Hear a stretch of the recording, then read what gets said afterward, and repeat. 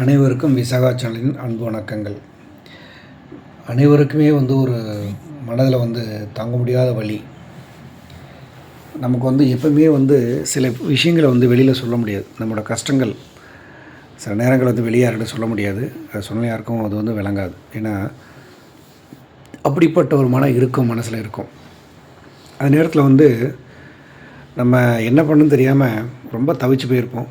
அப்போது மனசுக்குள்ளே வானம் இடிந்து தலையில் விழும்படி வம்பு வந்தாலும் என்னை அந்த கானமயில் முருகையன் திருவருள் கைவிட மாட்டாதே அப்படிங்கிற வரிகளை மட்டும் நீங்கள் மனசில் எப்பவுமே சொல்லிக்கிட்டே முருகன் நினச்சிக்கிட்டு இந்த வேலையை செய்ய பாருங்கள். உங்கள் மனசில் உள்ள வழிகளை முருகன்கிட்ட கொடுத்துருங்க.